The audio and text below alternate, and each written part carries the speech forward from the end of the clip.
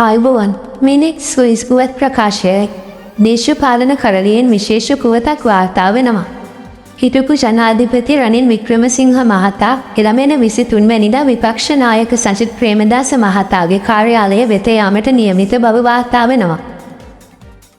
මිනිසුරුවරුන්ගේ විශ්‍රාම වයස දීර්ඝ කිරීමට රජය ගන්නා උත්සාහයට එරෙහිව කැඳවා තිබෙන විශේෂ සාකච්ඡාවට සහභාගී වීම සඳහායි හිටපු ජනාධිපති රනිල් වික්‍රමසිංහ මහතා මෙලෙස විපක්ෂ නායක කාර්යාලය වෙත යාමට නියමිතව ඇත්තේ.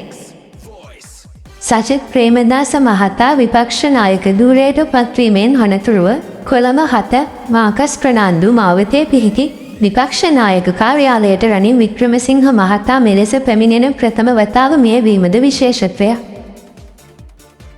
මිනිසුරුවරුන්ගේ විශ්‍රාම යෑමේ වයස වැඩි කිරීමට රජය ගන්නා උත්සාහයට එරෙහිව විපක්ෂ නායක සජිත් ප්‍රේමදාස මහතාගේ මූලිකත්වයෙන් පැවැත්වෙන මෙම සාකච්ඡාව සඳහා විපක්ෂයේ සියලුම දේශපාලන පක්ෂ නියෝජනය කරමින් නියෝජිතෙන් සහභාගී වීමට නියමිත බවයි වාර්තා වන්නේ. තවත් මෙවැනි උණුසුම් පුවත් දැනගන්න රැඳී සිටින්න නෙක්ස්වර්ල්ස් අප සමගින්.